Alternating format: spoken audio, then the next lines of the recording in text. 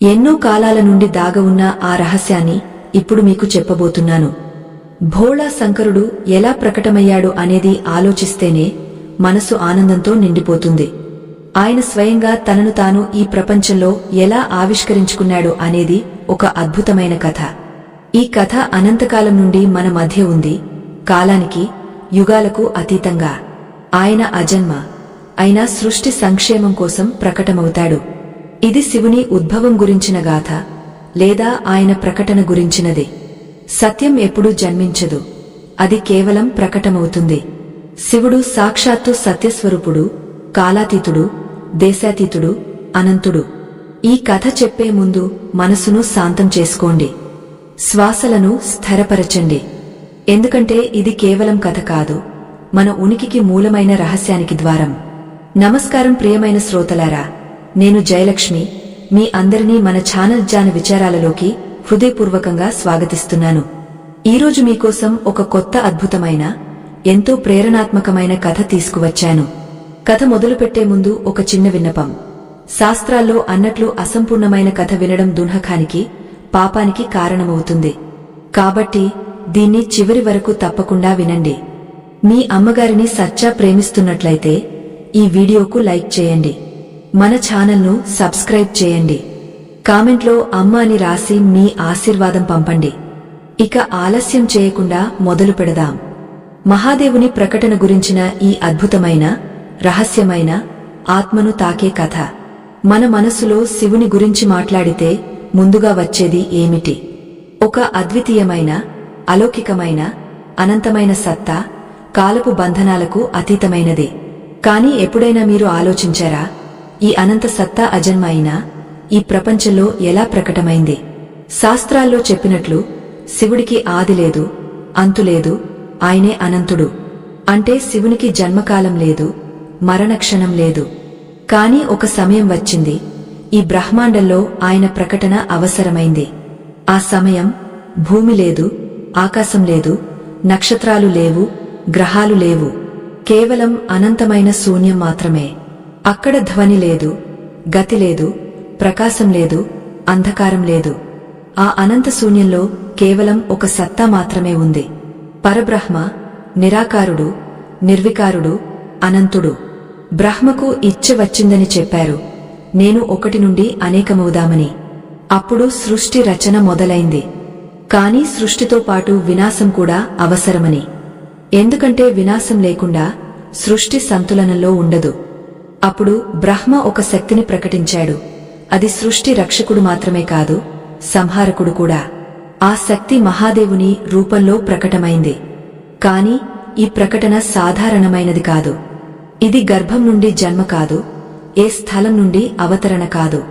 ఇది చేతన స్వయంగా ప్రకటమవడం, ఊర్జీ ఆకారం ధరించడం. ముందుగా ఒక దివ్య ప్రకాశం వ్యాపించింది. సూర్యుడు లాంటిది కాదు, చంద్రుడు లాంటిది కాదు. ఆ ప్రకాశం అసీమమైనది, తీవ్రమైనది, శీతలమైనది కూడా. అందులో అనంత బ్రహ్మాండాల ఊర్జి దాగ ఉంది. ఆ ప్రకాశం మధ్యలో నెమ్మదిగా ఒక ఆకృతి ఏర్పడింది. విశాలమైనది, తేజోమయమైనది, గంభీరమైనది, శాంతమైనది. ఆకృతి త్రినేత్రధారి. జటల్లో గంగా ప్రవాహం. మస్తకంపై అర్ధచంద్రుడు విరాజిల్లుతున్నాడు. గళల్లో సర్పం చుట్టుకుని ఉంది. దేవతలు, ఋషులు ఆ దృశ్యం చూసి స్థిరంగా నిలబడిపోయారు. వారు స్వయంగా సత్యస్వరూపాన్ని దర్శించినట్లు అనిపించింది. ఈ క్షణాన్ని శాస్త్రాల్లో శివతత్వం ప్రకటన అంటారు. ఇదే ఆ సమయం, మొదటిసారి శివుడు తన స్వరూపంలో ప్రకటమై బ్రహ్మాండానికి తన ఉనికి తెలియజేశాడు. ఆ సమయం కైలాస పర్వతం లేదు, కాశీ లేదు, తీర్థాలు లేవు. కాని శివుడు ప్రకటమైన స్థలం తక్షణం పవిత్రమైపోయింది. ఎందుకంటే అక్కడ స్వయంగా పరమాత్మ తన సత్తాను ప్రకటించాడు. మహాదేవుని మొదటి చూపుతోనే బ్రహ్మాండంలో సంతులనం వచ్చింది. ముందు అసంతులితమైన ఊర్జి ప్రవాహం ఉంది. ఇప్పుడు అది సువ్యవస్థితమై సృష్టి, పాలన, సంహారం మూడింటికి విభజించబడింది. శివుడు కళ్ళు తెరిచాడు. బ్రహ్మాండంలో మొదటిసారి ఓం ధ్వని మారుమోగింది. ఈ ఓం కేవలం శబ్దం కాదు, మొత్తం సృష్టి మూల స్పందన. ఈ ఓం మారుమోగుడుతో ఆకాశం, వాయువు, అగ్ని, జలం, భూమి అనే పంచమహాభూతాలు ప్రకటమయ్యాయి. ఇప్పుడు సృష్టి ఆధారం సిద్ధమైంది. కాని దాని నిర్వహణ ఎలా జరుగుతుంది? అప్పుడు బ్రహ్మ సృష్టి రచనకు ప్రకటమయ్యాడు. విష్ణువు రక్షణకు ప్రకటమయ్యాడు. శివుడు తనను తాను సంహారానికి నియోజించుకున్నాడు. సంహారం అంటే నాశనం కాదు, నకారాత్మకత, అసత్యం, అధర్మం ముగించడం. కాబట్టి శివుడిని సంహారకర్తతో పాటు కళ్యాణకర్త అని కూడా అంటారు. మొదటిసారి దేవతలు శివుని ముందు ప్రణామం చేశారు. వారు చెప్పారు, ఓ మహాదేవా, నువ్వే ఆది ఊర్జి, నువ్వే బ్రహ్మ, నువ్వే శూన్యానికి అధిపతి. నీ లేకుండా సృష్టి టికదు, ధర్మం రక్షించబడదు. శివుడు ముస్కురిస్తూ చెప్పాడు, నేను ఆరంభం కాదు, అంతు కాదు. నేను కేవలం ఉనికి మాత్రమే. నన్ను అర్థం చేసుకున్నవాడు తనను తాను తెలుసుకుంటాడు. ఆ క్షణం నుండి శివుని ఉనికి ప్రతి యుగంలో, ప్రతి లోకంలో, ప్రతి ఆత్మలో ప్రవహిస్తుంది. ఎందుకంటే శివుడు కేవలం వ్యక్తి లేదా దేవుడు కాదు, ఆయన ఒక చేతన, ప్రతి కణంలో ఉండేది. మహాదేవుని ప్రకటన లీల కేవలం బ్రహ్మాండ సంతులనం కోసమే కాదు, మనం కూడా అనంత చేతనలో అంశమే అని మనకు బోధించడానికి. మన లోపలి అంధకారాన్ని ఛేదించినప్పుడు మన లోపలి శివుడిని ప్రకటిస్తాం. శివుని ప్రకటన క్షణం మొత్తం బ్రహ్మాండ ఊర్జిని మార్చేసింది. ముందు నిరాకార చేతన మాత్రమే ఉంది. ఇప్పుడు అక్కడ ఒక దివ్య స్వరూపం ఉంది. తేజస్వి, శాంత, అడిగిన దేవుడు. అసురులు, దేవతలు, అన్ని లోకాల జీవులు ఏదో అదృశ్య శక్తితో ఆకర్షితులై శివుడు ప్రకటమైన స్థలానికి చేరుకున్నారు. ఆ స్థలం అద్భుతమైనది. చుట్టూ ఒక ప్రకాశ లహరి వ్యాపిస్తోంది. బ్రహ్మాండం స్వయంగా ఆనందంలో మునిగిపోతున్నట్లు అనిపిస్తుంది. వాయువులో మధురమైన పుష్పాల వర్షం కురుస్తోంది. ఆకాశం నుండి ఓం నమః శివాయ ధ్వని మారుమోగుతోంది. అనంత ధ్యానంలో ముంచేస్తుంది. బ్రహ్మ, విష్ణువు ముందుకు వచ్చి మహాదేవునికి ప్రణామం చేశారు. బ్రహ్మ చెప్పాడు, ఓ దేవా, సృష్టికి సంతులనం ఇవ్వడానికి నువ్వు స్వయంగా ప్రకటమయ్యావు. ఇప్పుడు కృపచేసి ఈ సృష్టి నిర్వహణ ఎలా జరుగుతుందో చెప్పు. మహాదేవుడు తన గంభీరమైన మారుమోగే స్వరంలో చెప్పాడు, బ్రహ్మ, నువ్వు సృష్టి రచయితవు. నీ పని జీవులను సృష్టించడం, వారికి కర్మ, ధర్మజ్ఞానం ఇవ్వడం. విష్ణువా, నువ్వు పాలకుడివి. నీ పని సృష్టిలో సంతులనం నిలబెట్టడం, ధర్మం రక్షించడం. నేను సంహార పని చేస్తాను. కాని గుర్తుంచుకో, సంహారం వినాశం కాదు, నవీకరణ. నేను అధర్మం, అన్యాయం, అజ్ఞానాన్ని మాత్రమే ముగస్తాను. విష్ణువు తలవంచి చెప్పాడు, ఓ మహాదేవా, నీ స్వరూపం మాకు ఆశ్చర్యకరం. నువ్వు ఒకేసారి శాంతుడివి, ప్రచండుడివి కూడా. కృపచేసి ఈ ద్వైతం నీలో ఎలా సాధ్యమో చెప్పు. శివుడు ముస్కురిస్తూ చెప్పాడు, శాంత స్వరూపం నా యోగానిది, ప్రచండ స్వరూపం నా తాండవానిది. యోగంలో నేను సమాధిలో మునిగిపోతాను, బ్రహ్మతో ఏకమవుతాను. తాండవంలో నేను ఊర్జి ప్రవాహమై మొత్తం బ్రహ్మాండానికి గతి ఇస్తాను. ప్రపంచంలో అరాజకత వ్యాపించినప్పుడు తాండవమే సంతులనం తెస్తుంది. అంతా చెప్పి శివుడు తన త్రినేత్రం నుండి ఒక దివ్య జ్వాలను ప్రకటించాడు. ఆ జ్వాల నుండి అగ్నిదేవుడు ఉద్భవించాడు.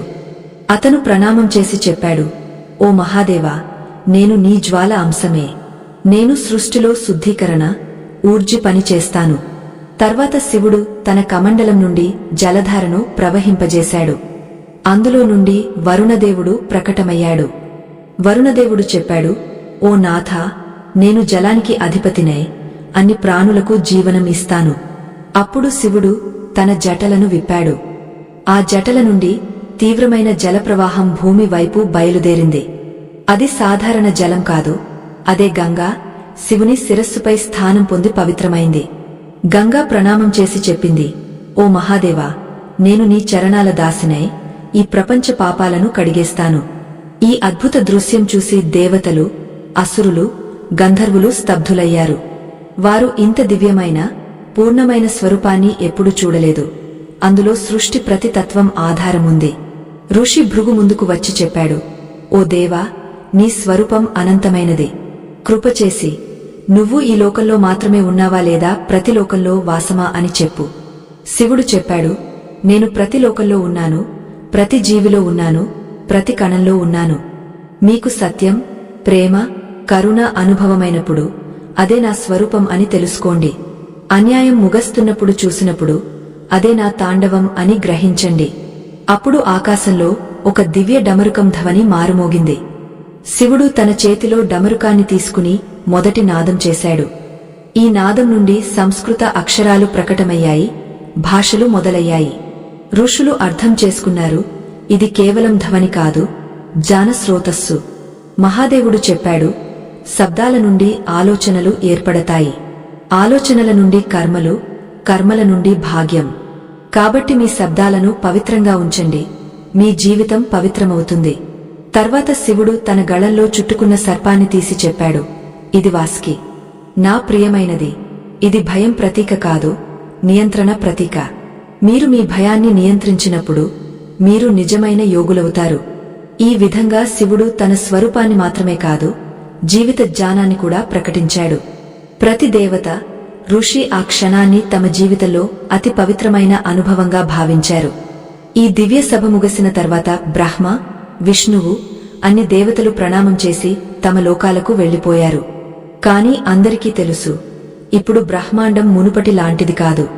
ఎందుకంటే ఇప్పుడు అందులో శివుని శాశ్వత వాసం ఉంది.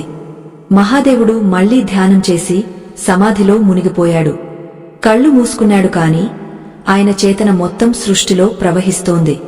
ఈ అవస్థలో ఆయన మహాదేవుడు మాత్రమే కాదు, స్వయంగా అనంతుడు అయ్యాడు. అప్పటి నుండి కైలాస పర్వతం శివుని నివాసమైందని చెప్పారు. ఆ పర్వతం భూమిపై ఉంటూ కూడా మరో లోకానికి ద్వారం. అక్కడ కాలం స్థిరం, చేరుకోవడం కేవలం హృదయం పూర్తిగా నిర్మలమైన వారికే సాధ్యం. ఇక్కడి నుండి మహాదేవుని తదుపరి లీల మొదలవుతుంది. ఒక లీల, అందులో ఆయన దేవతలకు దేవుడు మాత్రమే కాదు, సాధకులకు గురువు, భక్తులకు రక్షకుడు కూడా అవుతాడు. మహాదేవుడు కైలాస పర్వతంపై సమాధిలో మునిగిపోయాడు.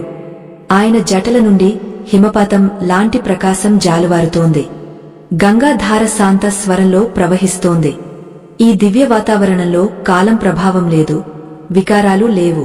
అంతా శుద్ధం, పరమస్థిరం. కాని బ్రహ్మాండ స్వభావం గతి మాత్రమే. శివుడు సమాధిలో ఉండగా మరోవైపు ప్రపంచంలో కొత్త జీవులు, ఆలోచనలు, సంఘటనలు ఆకారం తీసుకుంటున్నాయి. దేవతలు తమ పనుల్లో మునిగిపోయారు, ఋషులు తపస్సులో లీనమయ్యారు, మనుషులు జీవిత ఎత్తుపల్లాలు దాటుతున్నారు. ఒకరోజు బ్రహ్మ సృష్టిలో అసంతులనం వస్తోందని గ్రహించాడు. అసురుల ప్రభావం పెరుగుతోంది. అనేక లోకాల్లో భయం, అన్యాయం వ్యాపిస్తోంది. అతను తక్షణం విష్ణువును పిలిచి చెప్పాడు, ఓ విష్ణువా, సృష్టిలో సంతులనం దెబ్బతింటోంది. మనం త్వరగా ఏదైనా చేయకపోతే ధర్మం నాశనమవుతుంది. విష్ణువు గంభీర స్వరంలో చెప్పాడు, నాకు తెలుసు, కాని ఇప్పుడు శివుని శరణు చేరాలి. ఎందుకంటే సంతులనం పూర్తిగా కుదుపుకు గురైనప్పుడు మహాదేవుడు మాత్రమే తాండవంతో వ్యవస్థ నెలకొల్పుతాడు. ఇద్దరూ దేవతలు కైలాసం వైపు బయలుదేరారు. దారి దూరమైనది, కాని అది సాధారణ స్థలం కాదు, స్వయంగా దివ్యత్వ కేంద్రం. వారు కైలాసానికి దగ్గరవుతున్న కొద్దీ వారి లోపలి అహంకారం, భయం, అశుద్ధత మాయమవుతుంది. వారు కైలాసం చేరుకున్నప్పుడు దృశ్యం అలౌకికమైనదే. పర్వత శిఖరాలు సువర్ణాభలో మెరుస్తున్నాయి. హిమకణాలు సూర్యకిరణాలో వజ్రాల్లా మెరుస్తున్నాయి. చుట్టూ నంది, గణాలు శివసేవలో తత్పరతతో ఉన్నారు. నంది ముందుకు వచ్చి ప్రణామం చేసి అడిగాడు, ఓ బ్రహ్మా, ఓ విష్ణువా, మీరిద్దరూ ఇక్కడికి వచ్చిన కారణమేమి? విష్ణువు చెప్పాడు, మేము మహాదేవుని దర్శనం, మార్గదర్శనం కోసం వచ్చాం. కృపచేసి మమ్మల్ని ఆయన దగ్గరికి తీసుకెళ్ళు. నంది వినయంగా వారిని శివుని గుహకు చేర్చాడు. గుహ లోపల మందమైన దీపకాంతి ఉంది. వాతావరణంలో ఒక అసాధారణ సువాసన ఉంది, ఆత్మను శాంతపరుస్తుంది. శివుడుగాధ ధ్యానంలో ఉన్నాడు. ఆయన త్రినేత్రం మూసుకుని ఉంది. కాని ఆయన ముఖంపై ఒక శాంతి ఉంది, మొత్తం బ్రహ్మాండం ఆయనలో సమాహితమైనట్లు. కొంత సమయం వేచి ఉన్న తర్వాత శివుడు నెమ్మదిగా కళ్ళు తెరిచాడు. ఆయన చూపు లోతైనది, సర్వజ్ఞానమైనది. బ్రహ్మ, విష్ణువులు ఎందుకు వచ్చారో ఆయనకు ముందే తెలుసు. శివుడు చెప్పాడు, చెప్పండి బ్రహ్మ, విష్ణువా, నా ధ్యానానికి భంగం కలిగించడానికి వచ్చిన కారణమేమి? బ్రహ్మ చేతులు జోడించి చెప్పాడు, ఓ దేవా, సృష్టిలో ధర్మం కుదుపుకు గురవుతోంది. అసురుల ప్రభావం పెరుగుతోంది. మాకు నీ మార్గదర్శనం, రక్షణ అవసరం. శివుడు కొంతక్షణం మౌనంగా ఉండి చెప్పాడు, సంతులనం బలంతో మాత్రమే రాదు, జ్ఞానం, సంయమంతో వస్తుంది. కాని అజ్ఞానం, అహంకారం తమ సీమలు మీరినప్పుడు సంహారం అవసరమవుతుంది. విష్ణువు అడిగాడు, అయితే నువ్వు ఇప్పుడు సంహారం చేస్తావా ఓ మహాదేవా? శివుడు జవాబిచ్చాడు, సంహారం నా స్వభావం కాదు, నా కర్తవ్యం. కాని నేను తాండవం చేయడానికి ముందు ఒక శక్తిని ప్రకటిస్తాను. అది ప్రపంచంలో ధర్మం రక్షిస్తుంది, సంతులనం నిలబెడుతుంది. అంతా చెప్పి శివుడు తన మూడవ కన్ను తెరిచాడు. అందులో నుండి తేజస్వి ప్రకాశం బయటికి వచ్చి నెమ్మదిగా ఒక దివ్యదేవి రూపంలో మారింది. ఆమె మహాదేవి శక్తి. ఆమె తేజస్సు సూర్యుని కంటే కోట్ల రెట్లు ఎక్కువ. శక్తి ప్రణామం చేసి చెప్పింది, ఓ ప్రభూ, నీ ఆదేశం కోసం వేచి ఉన్నాను. శివుడు చెప్పాడు, నువ్వు అసురుల అహంకారాన్ని ముగస్తావు, ధర్మాన్ని పునఃస్థాపిస్తావు. కాని గుర్తుంచుకో, ఈ పని బలంతో మాత్రమే కాదు, కరుణ, న్యాయంతో చేయాలి. శక్తి తలవంచి వాగ్దానం చేసి బ్రహ్మ, విష్ణువులకు ప్రణామం చేసింది. ఆమె బయలుదేరిన తర్వాత బ్రహ్మాండంలో కొత్త ఊర్జి ప్రవహించింది. దేవతలు ఈ సంఘటన చూసి అర్థం చేసుకున్నారు, శివుడు వినాశకుడు మాత్రమే కాదు, సృష్టి రక్షకుడు కూడా. ఆయన ప్రతి పని వెనుక గాయమైన అర్థం, ఉద్దేశ్యం ఉంటుంది. కాలం గడిచింది, ప్రపంచంలో సంతులనం మళ్లీ వచ్చింది. కాని ఇది కేవలం మొదలు మాత్రమే. ఎందుకంటే శివుని లీలలు అనంతమైనవి. కొన్నిసార్లు ఆయన యోగిగా సమాధిలో ఉంటాడు, మరికొన్నిసార్లు అర్ధనారీశ్వరుడిగా స్త్రీ, పురుష తత్వాల సంతులన సందేశం ఇస్తాడు. ఒకరోజు ఋషి అగస్త్యుడు కైలాసం వచ్చాడు. ఆయన మహాదేవునికి ప్రణామం చేసి అడిగాడు, ఓ దేవా, నీ అర్ధనారీశ్వర స్వరూపం అర్థమేమి? ఇది కేవలం ప్రతీకమా లేదా ఏదైనా గుజ రహస్యమా? శివుడు శాంత స్వరంలో చెప్పాడు, అర్ధనారీశ్వరం నా స్వరూపం. అందులో పురుష, స్త్రీ తత్వాలు ఒకటవుతాయి. ఇది బ్రహ్మాండ రచన. సంతులనం రెండు శక్తులు సమానంగా గౌరవించబడి ఏకీకృతమైనప్పుడు మాత్రమే సాధ్యమని చూపిస్తుంది. ఈ సత్యాన్ని అర్థం చేసుకున్నవాడు జీవితంలో ప్రతి క్షేత్రంలో సంతులనం పొందుతాడు. అగస్త్యుడుగాగ్య శ్రద్ధతో ఈ జ్ఞానం విని ప్రణామం చేసి తిరిగి వెళ్లాడు. ఆయన తన శిష్యులకు ఈ బోధ చేశాడు, శివుడు కేవలం దేవుడు కాదు, జీవిత ప్రతి అంశానికి ఆధారం. ఈ విధంగా శివుని ప్రకటన నుండి ఆయన అనంత లీలల వరకు ఒక విషయం స్పష్టం, ఆయన పూజనీయుడు మాత్రమే కాదు, జీవితాన్ని ఎలా జీవించాలో మార్గదర్శక గురువు కూడా. ఈ కథ ఇక్కడ ముగియదు. ముందు వచ్చే సంఘటనలు చెప్పేవి శివుడు తన తాండవంతో అధర్మాన్ని ముగించి సృష్టికి కొత్త జీవితం ఇచ్చాడు అని.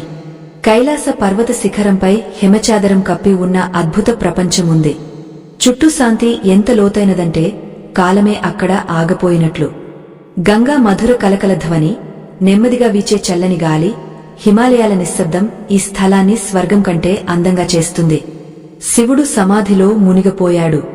ఆయన జటల నుండి గంగా ప్రవహిస్తోంది. మాథే అర్ధచంద్రుడు విరాజమానుడు. ఆయన చుట్టూ అదృశ్య ఊర్జి చక్రం తిరుగుతోంది.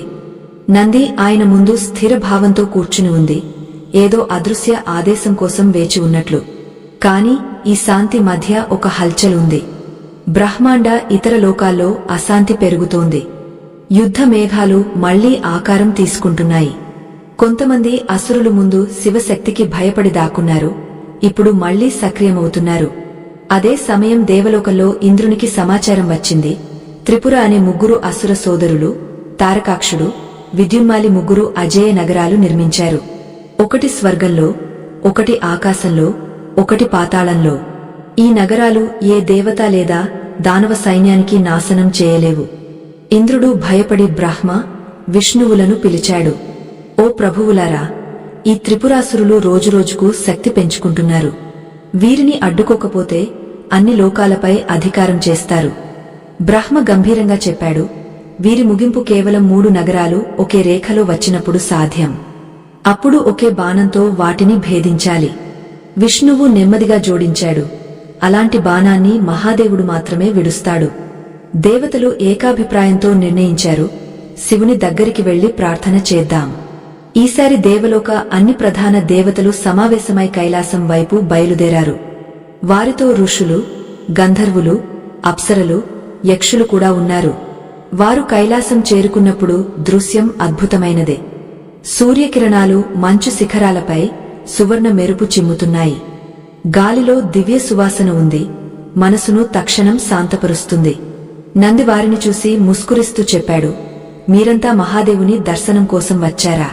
కృపచేసి శాంతంగా, స్థిరంగా వేచి ఉండండి. ఎందుకంటే ప్రభువు గాఢ్య ధ్యానంలో ఉన్నాడు. కొంత సమయం తర్వాత శివుడు కళ్ళు తెరిచాడు. ఆయన చూపులో అసీమ కరుణ, అజేయ శక్తి మెరుస్తున్నాయి. చెప్పండి దేవతలారా, మీరంతా ఒకేసారి నా దగ్గరికి వచ్చిన కారణమేమి? ఇంద్రుడు వినయంగా చెప్పాడు, ఓ మహాదేవా, త్రిపుర అనే ముగ్గురు అసురులు తమ అజేయ నగరాలతో అన్ని లోకాలను బెదిరిస్తున్నారు. వారి ముగింపు నువ్వు మాత్రమే చేయగలవు. శివుడు మౌనంగా వారి మాట విని చెప్పాడు, త్రిపురాసురుల వినాశం సమంజసమే. కాని సంహారం ముందు ఇది ధర్మ రక్షణ కోసమేనా లేదా ఎవరి అహంకార తృప్తి కోసమా అని నిర్ధారించుకోవాలి. దేవతలు ఒకే స్వరంలో జవాబిచ్చారు, ఓ దేవా, ఇది ధర్మ రక్షణ కోసమే. శివుడు సమ్మతిగా తల ఊపి తన గణాలను పిలిచాడు. ఆయన ఆదేశించాడు, ఒక విశాల రథాన్ని నిర్మించండి. భూమిని దాని ఆధారంగా చేయండి. ఆకాశాన్ని ధ్వజగా, సూర్యుడు చంద్రుడిని చక్రాలుగా, బ్రహ్మను సారథిగా.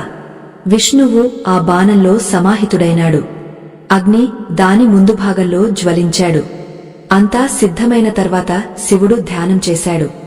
ఆయన మూడవ కన్ను తెరిచాడు. అందులో నుండి అగ్ని జ్వాల బాణంలో కలిసిపోయింది. సమయం వచ్చింది. త్రిపురాసురుల నగరాలు నిర్ణీత సమయంలో ఒకే రేఖలో వచ్చాయి. శివుడు ధనుస్సునులాగా ఒకే బాణంతో 3 నగరాలను భేదించాడు. ఆ ఒక్క క్షణంలో 3 నగరాలు బూడిదయ్యాయి. త్రిపురాసురుల ముగింపు జరిగింది. బ్రహ్మాండంలో మళ్లీ సంతులనం నెలకొంది.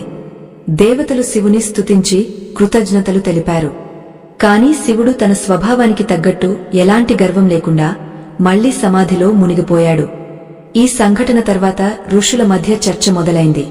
శివుని ప్రతి పని వినాశం మాత్రమే కాదు, అది సృష్టి ఉత్థానానికి సాధనం కూడా. ఆయన తాండవం అధర్మాన్ని ముగించడమే కాదు, ధర్మానికి కొత్త జీవితం ఇస్తుంది. అదే సమయం ఒక యువ ఋషి కైలాసం వచ్చాడు. ఆయన పేరు మార్కండేయుడు. ఆయన శివుని అనన్య భక్తుడు, అమరత్వ వరం పొందినవాడు. మార్కండేయుడు శివుని అడిగాడు, ఓ దేవా, త్రిపురాసురుల వినాశంలో నువ్వు ఉపయోగించిన ఆ బాణం అద్వితీయమైనది. ఇది కేవలం యుద్ధ ప్రతీకమా లేదా దీనికి ఏదైనాగాయ ఆధ్యాత్మిక అర్థమా? శివుడు ముస్కురిస్తూ చెప్పాడు, ప్రతి బాణం, ప్రతి యుద్ధం, ప్రతి తాండవం లోపలి అజ్ఞానాన్ని నాశనం చేసే ప్రతీక. త్రిపుర 3 నగరాలు కాదు, మనిషి లోపలి 3 దోషాలు, అహంకారం, క్రోధం, లోభం. ఇవి 3 ఒకేసారి సక్రియమైనప్పుడు మనిషి పతనం వైపు వెళ్తాడు. సాధకుడు ఏకాగ్రతతో ఆత్మజ్ఞాన బాణం విడిచినప్పుడు ఇవి ముగుస్తాయి. మార్కండేయుడు ఇది విని ప్రణామం చేసి చెప్పాడు, ఓ ప్రభు, నువ్వు బాహ్య యుద్ధాన్ని కూడా అంతర సాధన ప్రతీకగా మార్చావు. ఈ జ్ఞానాన్ని యుగాలు యుగాలు ప్రజల్లో ప్రచారం చేస్తాను. ఈ విధంగా శివుని త్రిపుర వినాశ కథ కేవలం ఐతిహాసిక సంఘటన మాత్రమే కాదు, ఆత్మశుద్ధి శాశ్వత సందేశమైంది. కాని మహాదేవుని లీలలు ఇక్కడ ఆగలేదు. ముందు కాలంలో ఆయన ఒక స్వరూపంలో ప్రకటమబోతున్నాడు. అది బ్రహ్మాండ ప్రతి జీవికి పరమ రహస్యాన్ని ఆవిష్కరిస్తుంది. త్రిపురాసురుల వినాశం తర్వాత బ్రహ్మాండంలో మళ్లీ శాంతి సామ్రాజ్యం నెలకొంది. దేవతలు తమ లోకాలకు తిరిగి వెళ్లారు. ఋషులు తమ యజ్ఞాలు, తపస్సులలో మునిగిపోయారు.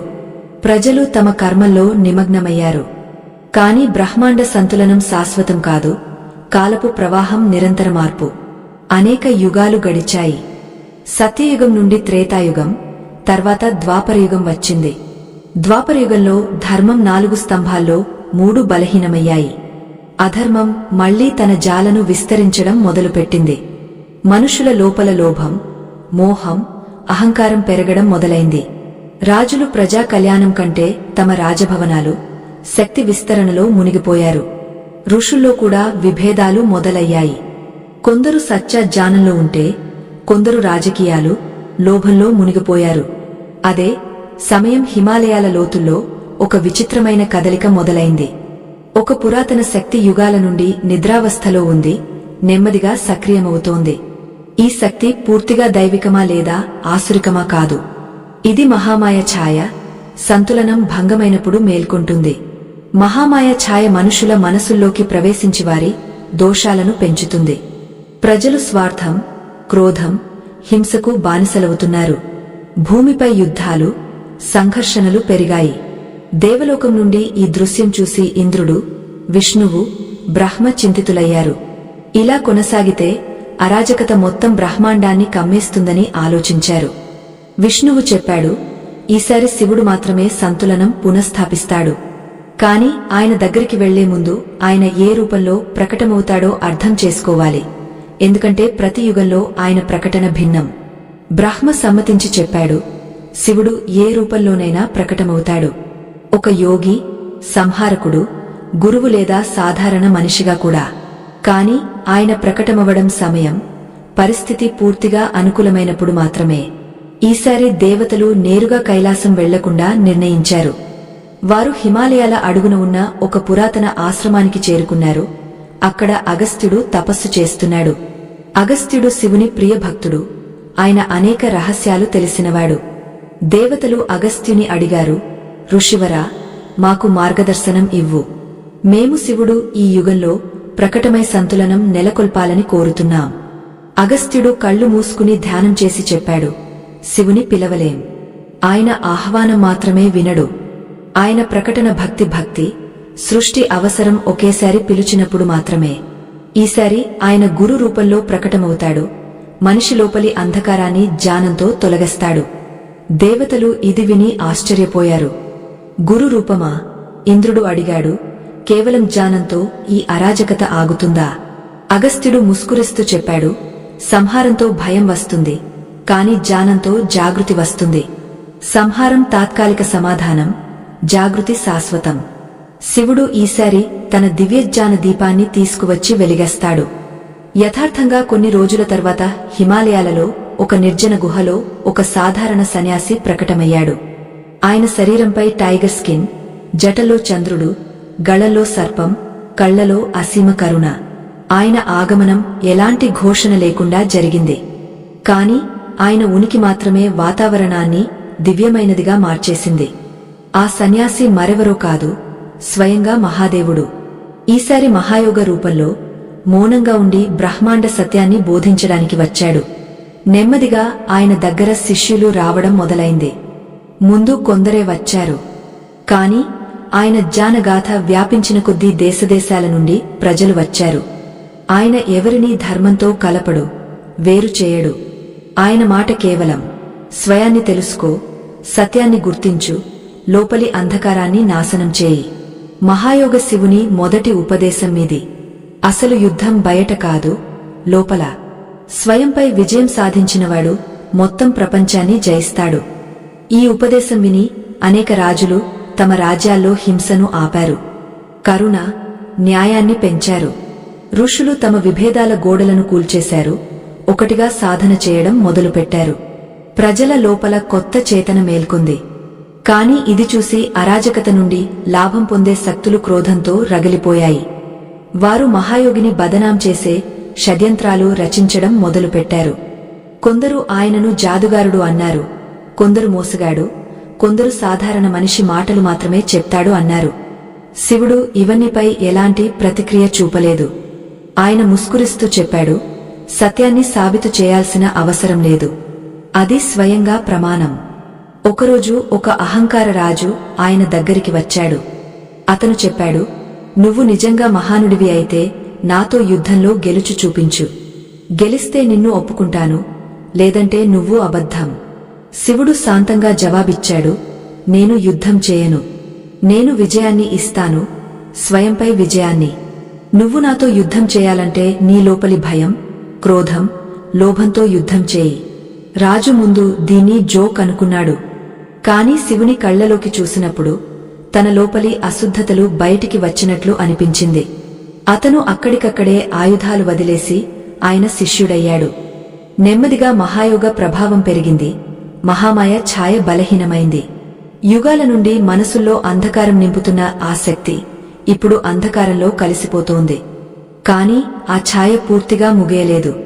అహంకారం, అజ్ఞానం ఉన్నంత వరకు అది జీవించి ఉంటుంది. అది ఒక చివరి ప్రయత్నం చేయబోతోంది. అంత శక్తివంతమైనది. స్వయంగా మహాయోగికి కూడా కఠిన పరీక్ష ఇవ్వబోతోంది. మహామాయ ఛాయ యుగాల నుండి మనుషుల హృదయాల్లో అంధకారం విత్తుతోంది.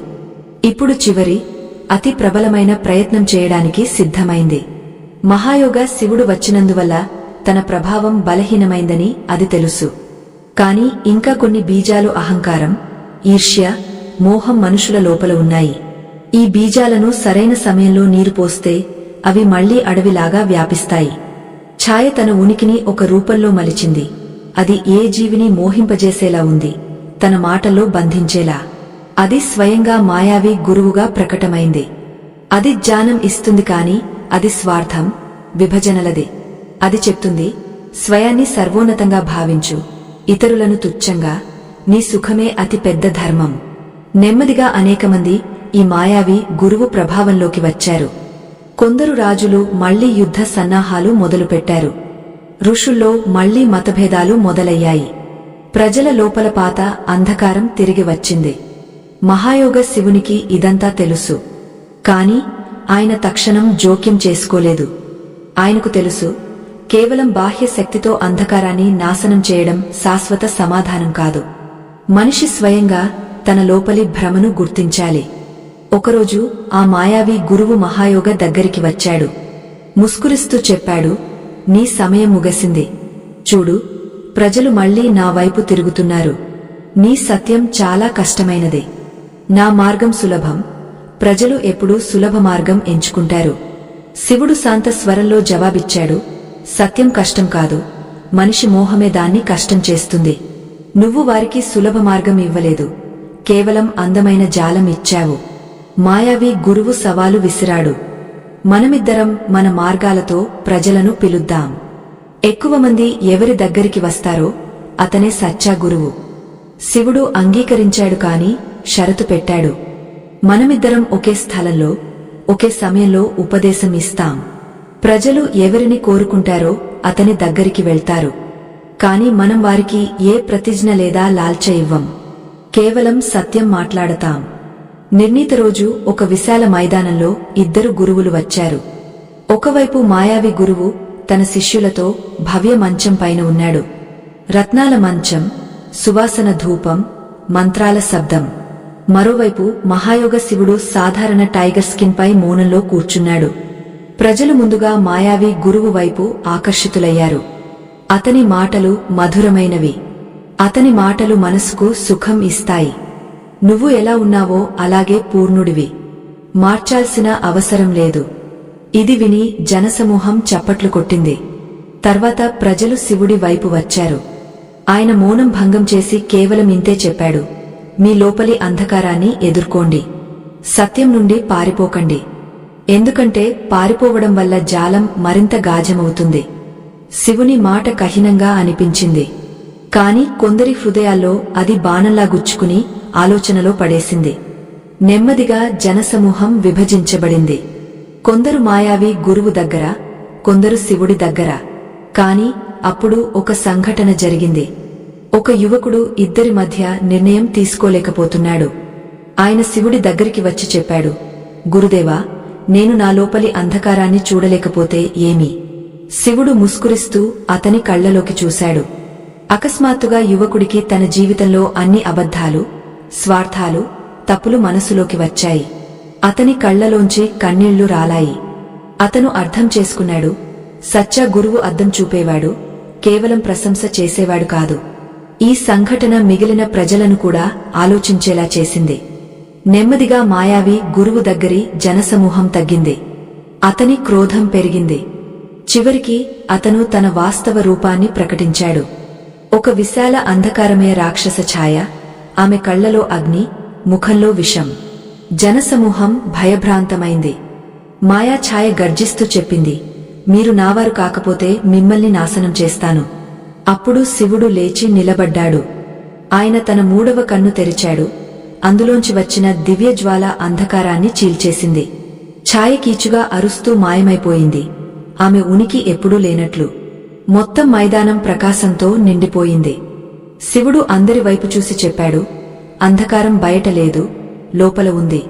మీరు స్వయంగా దాన్ని ఎదుర్కోకపోతే అది మిమ్మల్ని మళ్లీ మళ్లీ బంధిస్తుంది. సత్యం కఠినం కాదు, అది మనల్ని మారుస్తుంది, మార్పుకు భయమే అంధకారం అతి పెద్ద ఆయుధం. ప్రజలు అదే క్షణం ప్రతిజ్ఞ చేశారు, మన లోపలి అంధకారాన్ని గుర్తించి తొలగిస్తామని. రాజులు, ఋషులు, వ్యాపారులు, రైతులు అందరూ ఈ జాగృతిని స్వీకరించారు. మహాయోగ శివుడు తన పని పూర్తి అయినట్లు చూసి వచ్చినట్లే మౌనంగా హిమాలయాల వైపు తిరిగి వెళ్లాడు. ఆయన శిష్యులు ఎవరూ ఆయన ఎక్కడికి వెళ్లాడో తెలుసుకోలేదు. కాని ఆయన మాటలు, ఆయన చూపు ఆ రోజు అక్కడ ఉన్న ప్రతి హృదయంలో చెక్కబడ్డాయి. యుగాలు గడిచాయి. కాని మహాయోగ కథ ఇప్పటికీ జీవంతంగా ఉంది. ఎందుకంటే శివుడు ఒక సమయం లేదా స్థలం కోసం కాదు, ఆయన సత్యాన్ని గుర్తించే సాహసం చేసే ప్రతి హృదయంలో ప్రకటమవుతాడు. ఎవరైనా మీతో చెప్పారంటే ఒక శివలింగం భూమిపైన కాదు, భూమి లోపల ఉందని, ఆ మందిరంలో చేసే ఒక రహస్యమైన పూజ ఆత్మలకు మోక్షం ఇస్తుందని, శివుని కన్ను నుండి వచ్చిన ఒక వజ్రం ఇప్పటికీ ఈ భూమిపై శాప రూపంలో ఉందని చెప్పారంటే మీరు ఆశ్చర్యపోతారు. కాని ఇవి కేవలం కథలు కాదు, త్ర్యంబకేశ్వర మందిరంతో ముడిపడిన గాయమైన అద్భుత రహస్యాలు. ఈ డాక్యుమెంటరీలో మనం తెలుసుకుందాం త్ర్యంబకేశ్వర జ్యోతిర్లింగం చరిత్ర, గుప్త గుహల రహస్యం, నాసిక్ వజ్రం కథ, కుశావర్తకుండ శక్తి. ఒక మందిరం మరణంతో ముడిపడి ఉండి మోక్ష మార్గం తెరుస్తుంది. త్రిదేవులు బ్రహ్మ, విష్ణు, మహేశ్వరులు హిందూ ధర్మం ఆధార స్తంభాలు.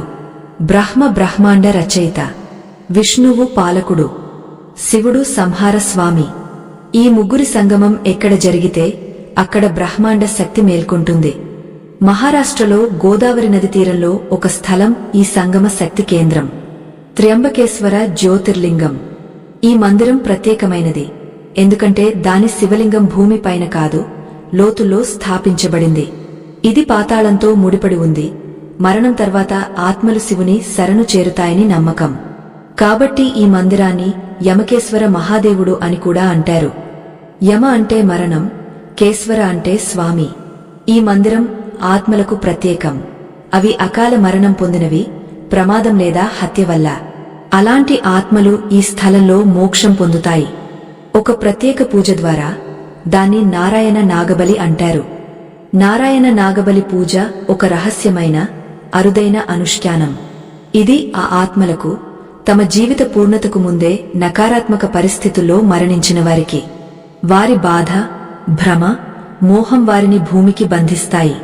ఈ పూజ ద్వారా వారిని ముక్తి చేస్తారు. ఈ పూజ త్ర్యంబకేశ్వరలో ప్రత్యేక బ్రాహ్మణులచే విధిగా చేయబడుతుంది. ఈ ప్రక్రియలో ప్రత్యేక మంత్రాలు, యజ్ఞాలు, విధులు ఉంటాయి. అవి ఇక్కడ మాత్రమే సాధ్యం. త్ర్యంబకేశ్వర మందిరాన్ని ఇంత దివ్యమైనదిగా, శక్తివంతమైనదిగా చేసిన వెనుక ఒక గాజ పురాణ కథ ఉంది. ఇది శివ పురాణంలో వర్ణించబడింది. కొన్ని శతాబ్దాల ముందు బ్రహ్మగిరి పర్వత అడుగున ఋషుల తపోవనముంది. అక్కడ గౌతమ ఋషి తన ఆశ్రమంలో తపస్సు చేస్తున్నాడు. ఒక సమయం ఆ ప్రాంతంలో తీవ్రమైన కరువు వచ్చింది. నీటి ఒక్క చుక్క కోసం జీవులు వ్యాకులమవుతున్నాయి. గౌతమ ఋషి ఈ విపత్తు చూసి వరుణదేవుని ఘోర తపస్సు చేశాడు. అతను జలదేవత. వరుణదేవుడు ఆ తపస్సుకు ప్రసన్నుడై ఒక జలకుండాన్ని ఇచ్చాడు. దాని జలం ఎప్పుడూ అంతరించదు. ఈ చమత్కారిక జలకుండాన్ని చూసి ఇతర ఋషుల మనసుల్లో ఈర్ష్య మొదలైంది. వారు గణేశుని వేడుకున్నారు, గౌతమ ఋషిని అక్కడి నుండి తొలగించమని. గణేశుడు వారిని ఒప్పించడానికి ప్రయత్నించాడు. గౌతమ ఋషి ఏ అన్యాయం చేయలేదు, తన కర్తవ్యం నిర్వర్తిస్తున్నాడు అని.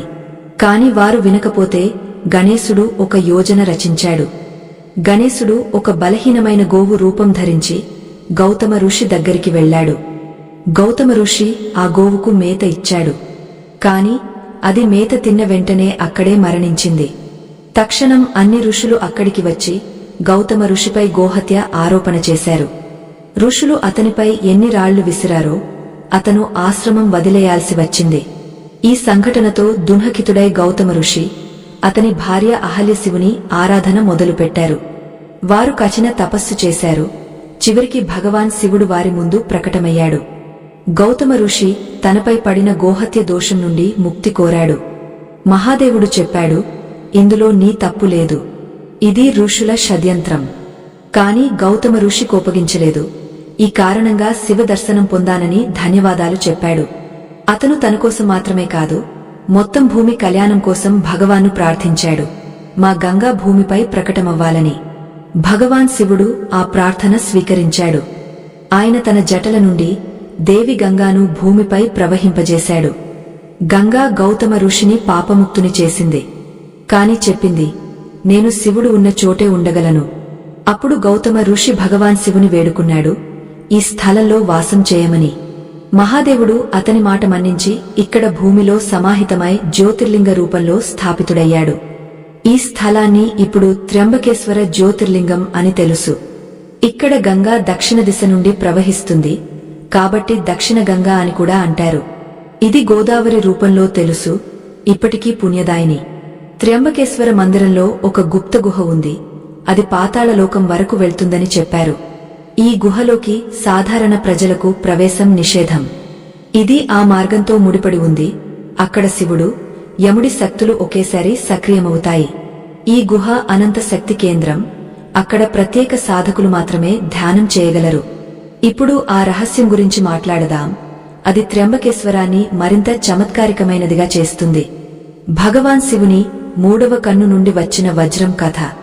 నమ్మకం ప్రకారం శివుని కన్ను నుండి ఒక దివ్య ప్రకాశం వచ్చి వజ్ర రూపంలో మారింది.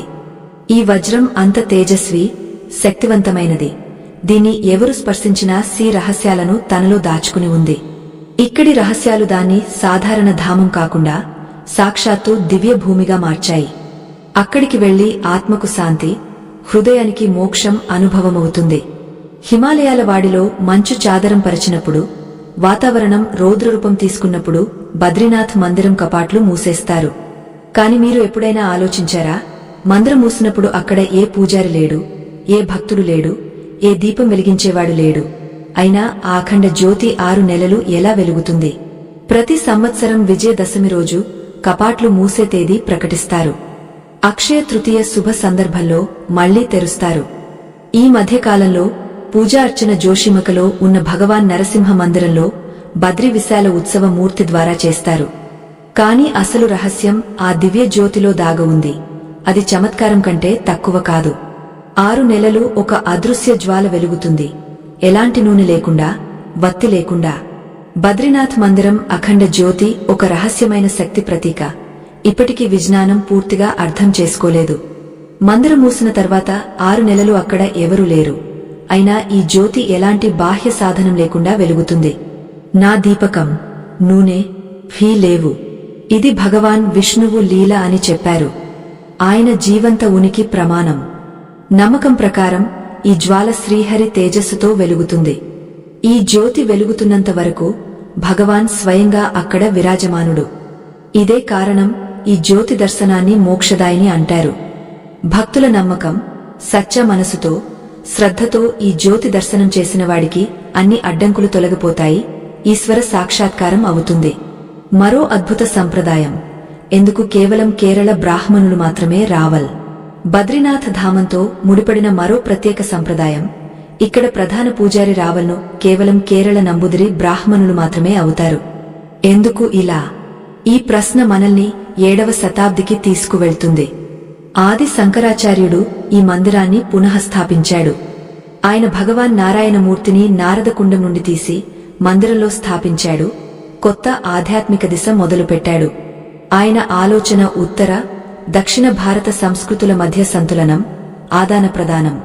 కాబట్టి ఆయన నియమం పెట్టాడు, ఉత్తర భారత ప్రధాన తీర్థాల్లో దక్షిణ భారత పూజారులు ఉండాలి, దక్షిణ మందిరాల్లో ఉత్తర భారత పూజారులు.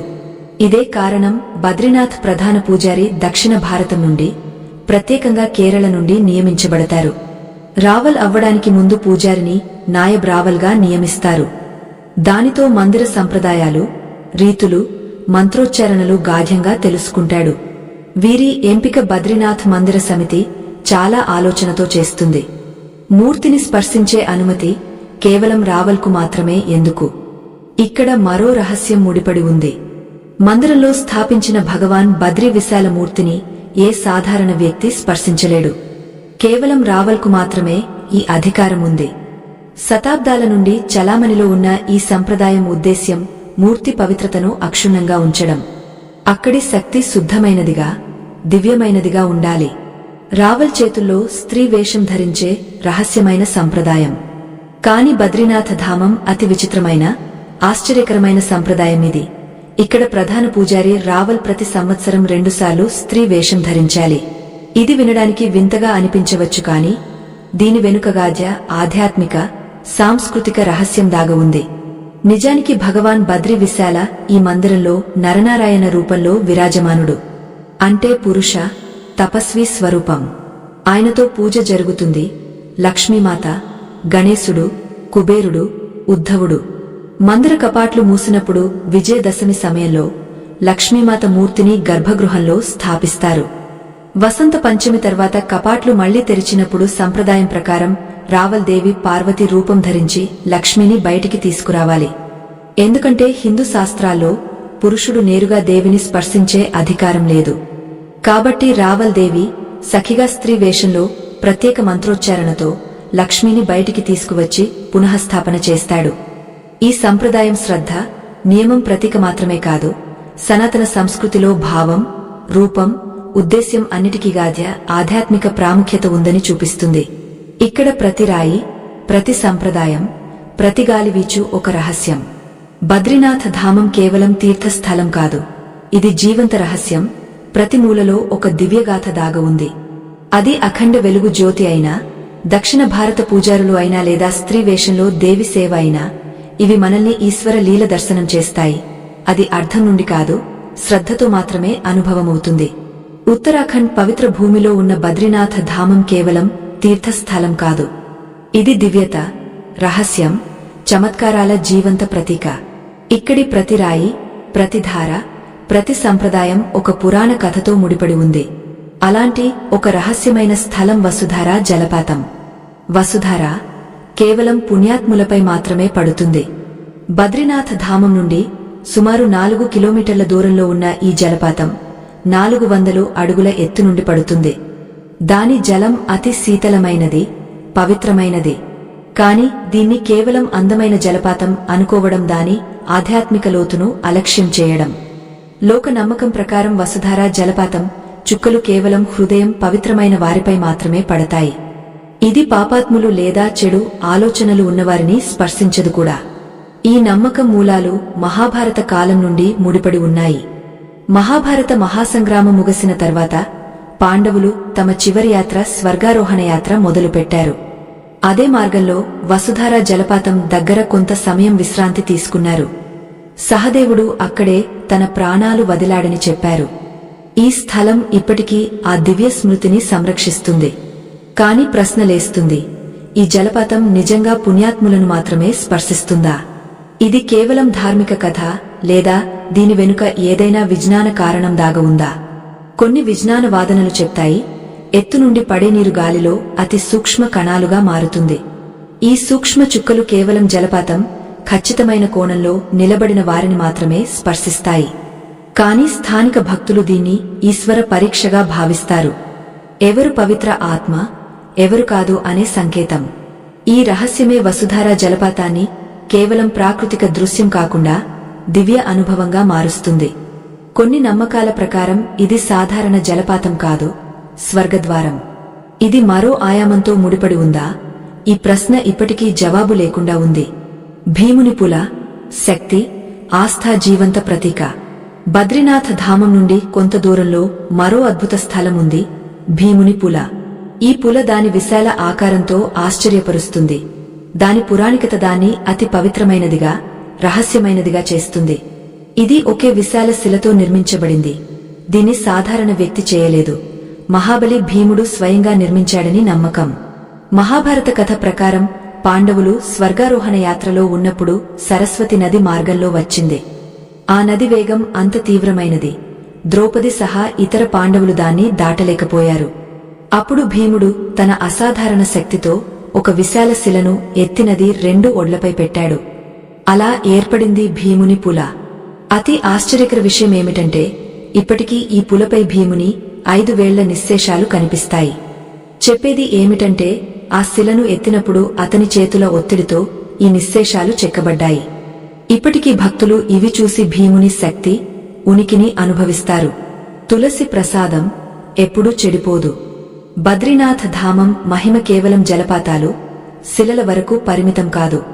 ఇక్కడి ప్రసాదం కూడా రహస్యం కంటే తక్కువ కాదు. ఇక్కడ తులసి ప్రసాదం పంచుతారు. కాని ఇది సాధారణ తులసి కాదు. చెప్పేది ఏమిటంటే ఈ ప్రసాదం ఎప్పుడు చెడిపోదు, దాని సువాసన మాయమవదు. మీరు దీన్ని నెలలు సంరక్షించి ఉంచవచ్చు. అది అలాగే తాజాగా, సువాసనగా, పవిత్రంగా ఉంటుంది. విజ్ఞాన దృష్టితో చూస్తే తులసిలో యాంటీబ్యాక్టీరియల్, యాంటీఆక్సిడెంట్ గుణాలు ఉంటాయి. దానివల్ల త్వరగా చెడిపోదు. కాని బద్రీనాథ భక్తులు దీన్ని కేవలం తులసి కాదు, భగవాన్ బద్రీ విశాల కృప స్వరూపంగా భావిస్తారు. ఈ తులసి చల్లని వాతావరణంలో మాత్రమే పండుతుంది. మందిరంలో ప్రత్యేక పూజ తర్వాత ప్రసాదంగా పంచుతారు. నమ్మకం ప్రకారం ఈ తులసి స్వీకరించడంతో శారీరక, మానసిక శుద్ధి పొందుతాం. బద్రీనాథ ధామం ప్రతి రహస్యం ఒక చేతనను మేల్కొల్పుతుంది. వసుధార జలపాతం, భీముని పుల, తులసి ప్రసాదం ఇవి 3 కేవలం రహస్యాలు కాదు. ఇవి 3 ద్వారాలు ఆధ్యాత్మిక అనుభవానికి. అవి బద్రీనాథ ధామం ఆత్మను రూపొందిస్తాయి. నిజంగా భీముడు ఒంటరిగా ఆ శిలను ఎత్తాడా? వసుధార జలపాతం నిజంగా పుణ్యాత్ములను గుర్తిస్తుందా? తులసి ప్రసాదం దివ్యత విజ్ఞానానికి అతీతమా? ఈ ప్రశ్నల జవాబులు కాలం గర్భంలో దాగ ఉన్నాయేమో. కాని ఒక విషయం నిశ్చయం, బద్రీనాథ ధామం అక్కడ ఆస్థ, చమత్కారం, విజ్ఞానం కలిసి చేతులు కలుపుతాయి. బద్రీనాథ ధామం రహస్యాలు, తప్త శంఖనాదం, ఒక భవిష్యవాణి అందరినీ ఆశ్చర్యపరుస్తుంది. హిమాలయాల ఒడిలో ఉన్న పవిత్ర స్థలం బద్రీనాథ ధామం. ఒక స్థలం అక్కడ ఆస్థ, రహస్యం, చమత్కారాలు కలిసి నడుస్తాయి. ఇక్కడి ప్రతి కణంలో ఏదో కథ దాగ ఉంది. అలాంటి కథ తప్త కుండంతో ముడిపడి ఉంది. ఒక కుండం తనలో ఒక రహస్యాన్ని సంరక్షిస్తుంది. తప్త, అక్కడ సూర్యదేవుడు తపస్సు చేశాడు. చుట్టూ మంచుతో కప్పబడిన పర్వతాలు, ఎముకలు కరిగించే చలి, అదే మధ్య తప్త గరమ జలం. ఈ దృశ్యం చమత్కారం కంటే తక్కువ కాదు. నమ్మకం ప్రకారం ఇది సూర్యదేవుని నివాస స్థలం. తాపమానం మైనస్లోకి వెళ్లినా ఈ కుండం జలం ఎప్పుడూ చల్లగా మారదు. పురాణ కథల ప్రకారం ఒకసారి సూర్యదేవునికి భక్షక అసుర వధ పాపం అంటుకుంది. అతను ఆ పాపం నుండి ముక్తి కోరాడు. అప్పుడు భగవాన్ నారాయణుడు బద్రీనాథ్లో తపస్సు చేయమని ఆదేశించాడు. సూర్యదేవుడు ఈ తప్త కుండంలో కహిన తపస్సు చేశాడు. అప్పటి నుండి ఈ కుండం ఆయన శక్తితో మేల్కొన్నది. ఆశ్చర్యం ఏమిటంటే బయటి నుండి ఈ నీటిని స్పర్శించినప్పుడు అతి గరమగా అనిపిస్తుంది. కాని ఎవరైనా దీనిలో స్నానం చేసినప్పుడు ఈ జలం శరీర తాపమానానికి అనుగుణంగా మారుతుంది. కాలడం లేదు, బాధ లేదు. దాని స్పర్శతో శరీరం, మనసులో కొత్త శక్తి సంచారం జరుగుతుంది. భక్తుల నమ్మకం, ఇక్కడ స్నానం చేయడంతో చర్మరోగాల నుండి ముక్తి, ఆత్మిక శుద్ధి పొందుతాం. శంఖనాదం సఖ్తు మనాహి ఎందుకు? బద్రీనాథ్లో శంఖం ఊదరు. సనాతన ధర్మంలో శంఖనాదాన్ని అతి శుభమైనదిగా, పవిత్రమైనదిగా భావిస్తారు. మరి బద్రీనాథ్ లాంటి దివ్య స్థలంలో శంఖం ఊదడం నిషేధం ఎందుకు? ఈ రహస్యం తులసి భవనంతో ముడిపడి ఉంది. ఒకసారి మాత లక్ష్మీ ధ్యాన మగ్న ముద్రలో ఉంది. అదే సమయం భగవాన్ విష్ణువు శంఖచుడ అనే రాక్షసుని వధించాడు. కాని ఆయన లక్ష్మీమాత సాధనలో ఎలాంటి విఘ్నం కలగకూడదని కోరుకున్నాడు. కాబట్టి ఆ సమయం శంఖనాదం చేయలేదు. అప్పటి నుండి ఈ సంప్రదాయం మొదలైంది. బద్రీనాథ ధామంలో శంఖం ఊదరు. ఇప్పటికీ ఈ నియమం పాటిస్తారు. ఈ అలిఖిత నియమంలో భక్తి, సంవేదనశీలత, శ్రద్ధగాగ్య సందేశం దాగ ఉంది. ఒక భవిష్యవాణి, నిజంగా బద్రీనాథ ధామం ఒకరోజు అంతర్ధానమవుతుందా? బద్రీనాథ ధామం నుండి సుమారు 20 కిలోమీటర్ల దూరంలో జోషిమకలో భగవాన్ నరసింహుని మందిరం ఉంది. ఈ మందిరం కూడా బద్రీనాథ్తో గాఢ్యంగా ముడిపడి ఉంది. ఇక్కడ విరాజమాన భగవాన్ నరసింహ మూర్తి గురించి చెప్పేది ఏమిటంటే ఆయన ఒక చేయి నెమ్మదిగా పలుచనవుతోంది. సంతులు, భక్తుల నమ్మకం, ఆ చేయి పూర్తిగా విరిగిన రోజునర నారాయణ పర్వతాలు కలిసిపోతాయి. బద్రీనాథ్ వెళ్లే మార్గం శాశ్వతంగా మూసుకుపోతుంది. ఇది కేవలం ధార్మిక కథ లేదా ఏదైనా భూగర్భ చేతన? విజ్ఞానుల ప్రకారం హిమాలయ ప్రాంతంలో నిరంతర భూగర్భ మార్పులు, జలవాయు మార్పులు జరుగుతున్నాయి. భూకంపనాల సాధ్యతలు పెరుగుతున్నాయి. అలాంటిది భవిష్యత్తులో పెద్ద భూకంపనం బద్రీనాథ ధామ మార్గాన్ని మూసేయవచ్చు అని భావన కూడా ఉంది. కాని భగవాన్ నరసింహుని చేయి విరగనంత వరకు భక్తులు నిశ్చింతగా ఉన్నారు. వారి ఆస్థ అడిగదు, బద్రీనాథ ధామం సురక్షితంగా ఉంటుంది, భగవాన్ స్వయంగా రక్షిస్తాడు వరకు. హర హర మహాదేవ్. మీరు ఎప్పుడైనా అలాంటి ప్రపంచాన్ని ఊహించారా? అది మీ ఆలోచనకు అతీతమైనదే. ఒక ప్రపంచం, అక్కడ రాత్రి నిశ్శబ్దమే సాధన సంగీతం. అక్కడ శ్మశానం తపోభూమి అవుతుంది. అక్కడ భయం, మరణం, జ్ఞానం, మోక్ష మార్గాలు తెరుస్తాయి. నమస్కారం స్నేహితులారా, ఈరోజు మిమ్మల్ని ఒక అలాంటి యాత్రకు తీసుకువెళ్తాను. మీ రోమాలు నిక్కబొడుచుకుంటాయి, మీరు మిమ్మల్ని మీరు ప్రశ్నించుకుంటారు, ఇలా కూడా జరగవచ్చా అని. మనం మాట్లాడేది ఆ ప్రజల గురించి. వారు సమాజ గుంపు నుండి దూరంగా, రాత్రి అంధకారాల్లో, మరణ నిశ్శబ్దంలో తమను తాము మరచిపోతారు. ఇవి సాధారణ ప్రజలు కాదు, ఇవి అధోరులు. కానీ ఆగండి, అధోరులు నిజంగా మనం టీవీ లేదా చిత్రాల్లో చూసేవారా? వారు నిజంగా మృతదేహాలతో ఉంటారా? వారు తంత్రమంత్రాల మాస్టర్లా లేదా ఏదో గాగ్య రాజాన్ని దాచుకుని నడుస్తారా? ఈరోజు మనం తెరుస్తాం అఘోరుల రహస్యమైన ప్రపంచ ద్వారాన్ని. దాని వెనుక దాగ ఉన్న సత్యాలు సాధారణ మనిషి ఎప్పుడూ ఎదుర్కోలేడు. ఈ సృష్టిలో అనంత రహస్యాలు దాగ ఉన్నాయి. కాని కొన్ని రహస్యాలు తెలుసుకోవడం దూరం, వాటి దగ్గరికి వెళ్లే సాహసం కూడా చాలా తక్కువ మంది చేస్తారు. అలాంటిది అఘోరుల ప్రపంచం. ఎవరైనా అఘోరి అని వినగానే మనసులో ఒక విచిత్ర భయం, రహస్యమైన చిత్రం మెదులుతుంది. నలుపు వస్త్రాలు, శ్మశాన బూడిద, చేతిలో కపాలం, కళ్లలో ఒక విచిత్రమాయ. కాని మీరు ఎప్పుడైనా ఆలోచించారా, ఇవి కేవలం ప్రతీకాలా లేదా వీటి వెనుక ఏదైనా గాయ సాధన దాగ ఉందా? అఘోరి అంటే ప్రపంచ ప్రతిద్వంద్వానికి అతీతుడు. మంచి కాదు, చెడు కాదు, పవిత్రం కాదు, అపవిత్రం కాదు. అతని చూపులో అంతా సమానం. అతనికి శవం నుండి భయం లేదు, జీవితం నుండి మోహం లేదు. అతను మరణంతో కూర్చుంటాడు, ఎందుకంటే మరణం అసలు నిర్వచనం తెలుసుకోవాలని. అతను శ్మశానంలో ధ్యానం చేస్తాడు, ఎందుకంటే అక్కడ ఏ చూపు లేదు, ఏ భ్రమ లేదు. అక్కడ కేవలం సత్యం మాత్రమే. అదే అతని సాధన మూలం. చెప్పేది ఏమిటంటే, అసలు అఘోరి కేవలం మృతదేహం దగ్గర ధ్యానం చేయడమే కాదు, కొన్నిసార్లు సవాలను తమ సాధన ఉన్నత స్థితి పొందడానికి ఉపయోగిస్తాడు. కాని స్నేహితులారా, ప్రశ్నలేస్తుంది, ఇది కేవలం ఏ సనక ఊహ లేదా నిజంగా ఇలా జరుగుతుందా?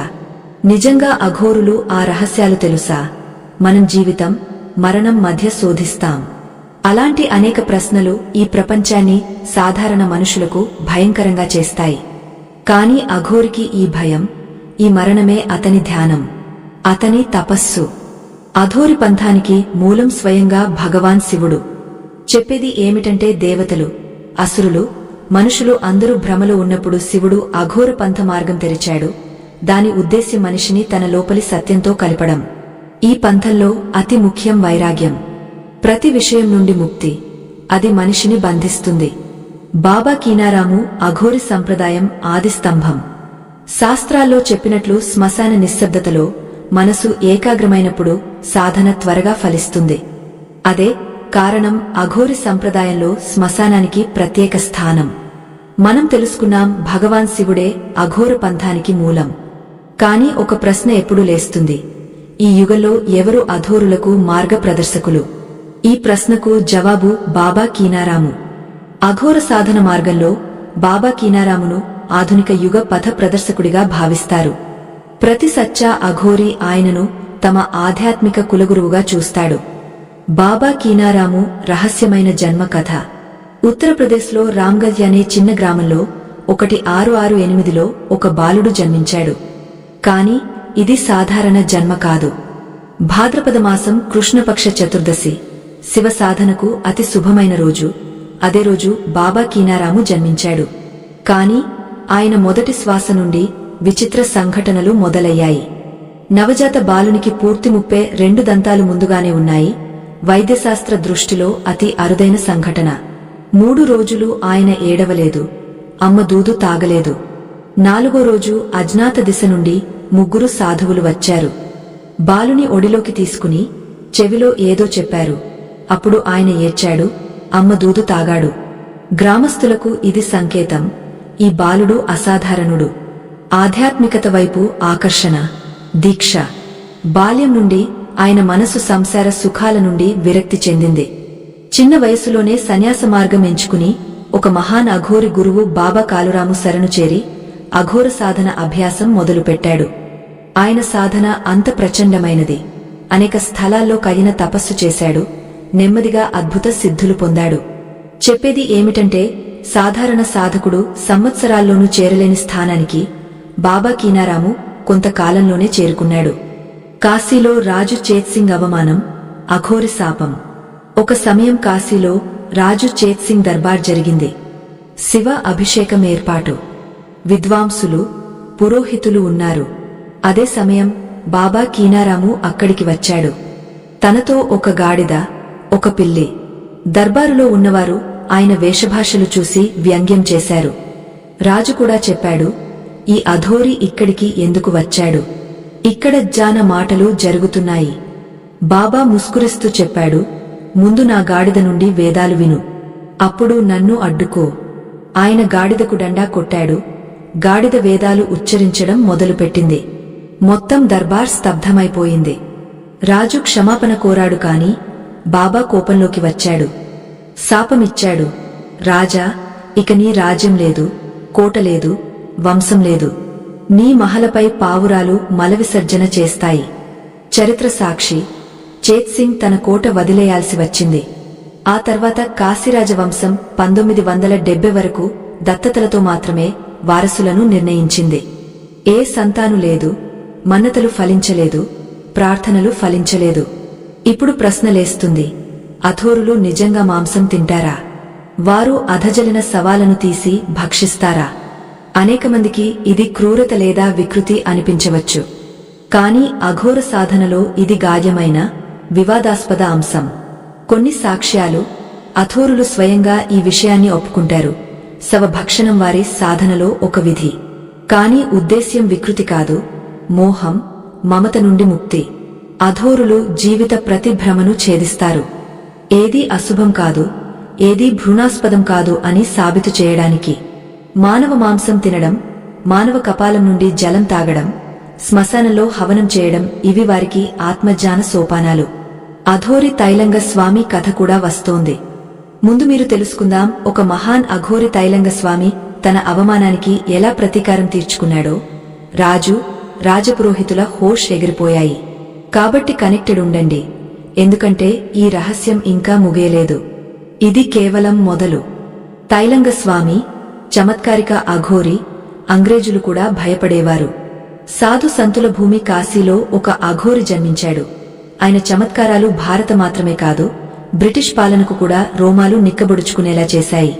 పేరు తైలంగ స్వామి. కొందరు ఆయనను బాబా కీనారాము అవతారంగా భావిస్తారు, కొందరు స్వయంగా శివుని అంశంగా. తైలంగ స్వామి జన్మ తెలంగాణలో ఒక గ్రామంలో జరిగింది. కాని ఆయన సాధన కేంద్రం కాశీ మణికర్ణికా ఘాట్. సాధారణ మనిషి మరణానికి భయపడి దూరంగా పారిపోతాడు. తైలంగ స్వామి అక్కడ తన శరీరాన్ని నీటిపై తేలుస్తూ ఉంచేవాడు. రోజుల తరబడి శవంలాగా నీటిలో తేలుతూ ఉండేవాడు. ప్రజలు స్వామి మరణించాడని అనుకునేవారు. అప్పుడు ఆయన అకస్మాత్తుగా లేచి ముస్కురిస్తూ చెప్పేవాడు, మరణం కూడా నన్ను గుర్తుపట్టలేదు. తైలంగ స్వామి అంగ్రేజ్ గవర్నర్ను మూర్ఖుని చేసినప్పుడు. కథ ఒక అంగ్రేజ్ గవర్నర్ది. అతనికి ఇదంతా రాంగ్ అనిపించేది. అతను తైలంగ స్వామి శక్తిని అబద్ధం అన్నాడు. చెప్పాడు, నువ్వు మహానుడివి అయితే విషం తాగ చూపించు. తైలంగ స్వామి ముస్కురిస్తూ ముందున్న మొత్తం విషాన్ని ఒకే గుక్కలో తాగాడు. నిశ్శబ్దం చోటు చేసుకుంది. అనేక గంటలు ఆయన ధ్యానస్థుడిగా కూర్చున్నాడు. తర్వాత చెప్పాడు, ఇప్పుడు చెప్పు, ఇంకా ఏమి కావాలి? గవర్నర్ సిగ్గుపడ్డాడు కాని క్రోధం వదలలేదు. ఒకరోజు అతను తైలంగ స్వామిని పట్టుకుని జైల్లో పడేశాడు. కాని మరుసటి ఉదయం తైలంగ స్వామి అదే ఘాట్పై ధ్యానం చేస్తూ కనిపించాడు. జైలు తెరిచినప్పుడు అది ఖాళీ. గవర్నర్ ఆశ్చర్యపోయాడు. స్వామి ఏ గోడ కూల్చలేదు కాని అక్కడ లేడు. తైలంగ స్వామి హెచ్చరిక, విజ్ఞానానికి సీమలు ఉన్నాయి. చెప్పేది ఏమిటంటే, తైలంగ స్వామి ఒకరోజు ఘాట్పై కూర్చున్నాడు. కొందరు అంగ్రేజ్ విజ్ఞానులు ఆయనను చూడడానికి వచ్చారు. వారు చెప్పారు, మీ శక్తులు తంత్రంతోనా లేదా మానసిక శాస్త్రంతోనా? స్వామివారి వైపు చూసి చెప్పాడు, మీ విజ్ఞానం మంచులాంటిది. సూర్య గరమలో కరుగుతుంది కాని తంత్రం అగ్ని, విజ్ఞానం స్పర్శించలేదు.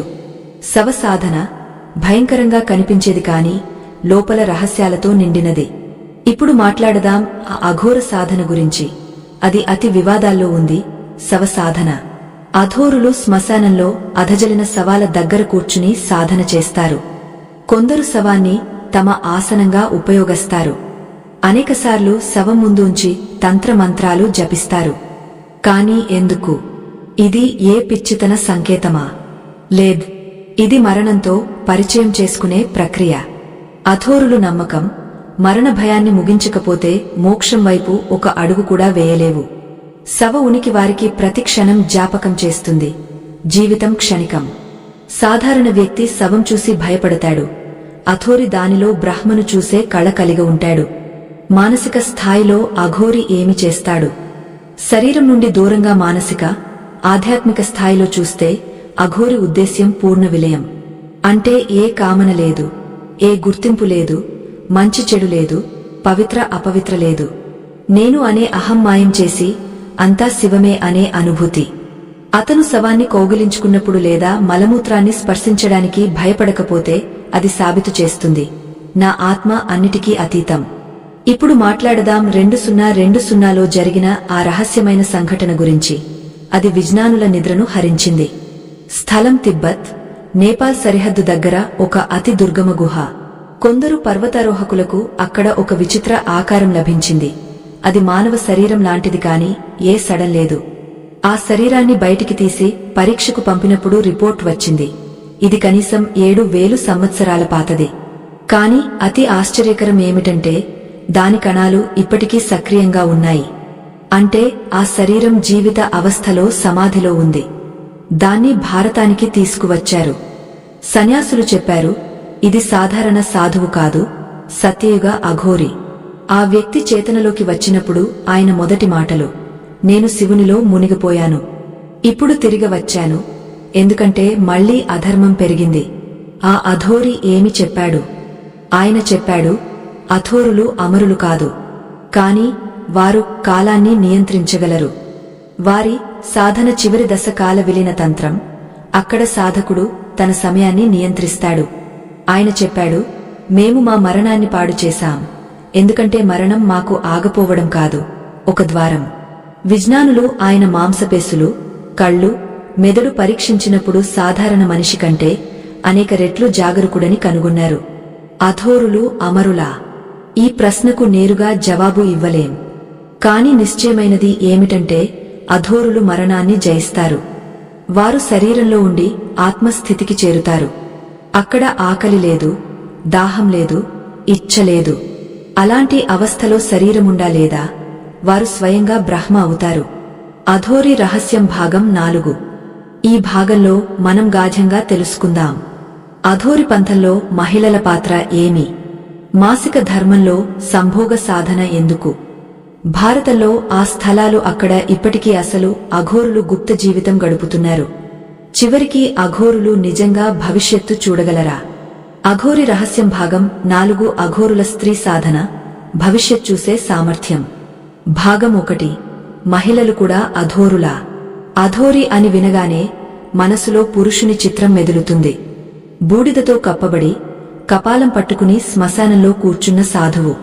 కాని మీరు ఎప్పుడైనా ఆలోచించారా, మహిళలు కూడా అఘోర సాధన చేస్తారా? జవాబు అవును. కాని ఈ సంఖ్య చాలా పరిమితం. అఘోర పంథం అతి కష్టమైనది, మానసికంగా, శారీరకంగా సవాలు. కాబట్టి చాలా తక్కువ మహిళలు ఈ మార్గంలో ముందుకు వెళ్తారు. కాని ఈ మార్గం ఎంచుకున్న మహిళలు కూడా అంతే శక్తివంతులు, సమర్పణ గలవారు. పురుష అఘోరులలాగా ఈ సాధికలను అధోరణీలు అంటారు.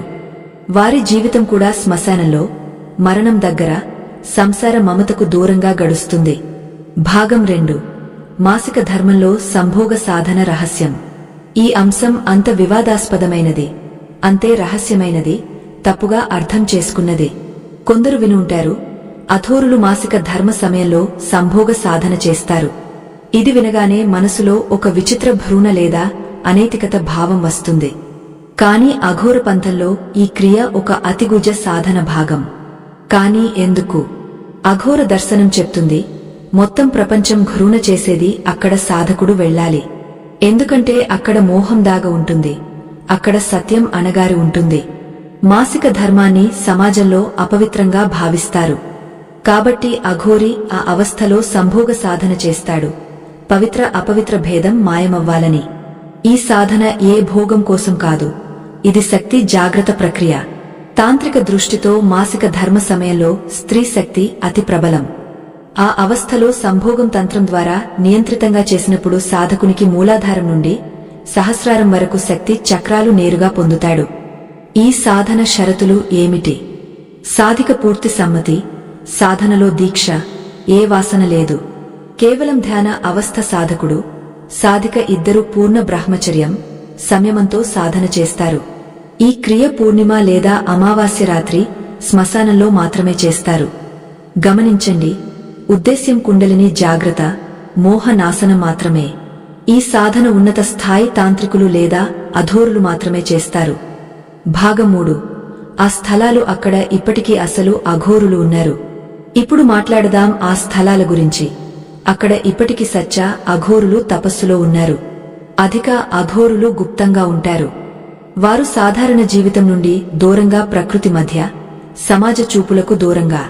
1. వన్ త్ర్యంబకేశ్వర, మహారాష్ట్ర.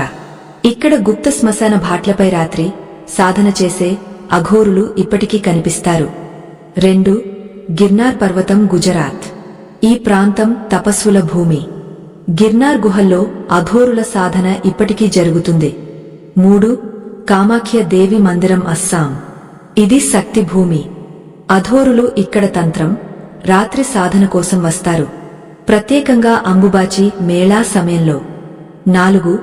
వారణాసి, ఉత్తరప్రదేశ్, కాశీ. భాగం 4. అఘోరులు భవిష్యత్తు చూడగలరా? ఈ ప్రశ్న చాలాసార్లు అడుగుతారు. అఘోరులు భవిష్య సంఘటనలు తెలుసుకోగలరా? జవాబు సంభావ్యంగా అవును. ఎందుకంటే అఘోరులు తమ సాధన ద్వారా చిత్తాన్ని కాలాతీతం చేస్తారు.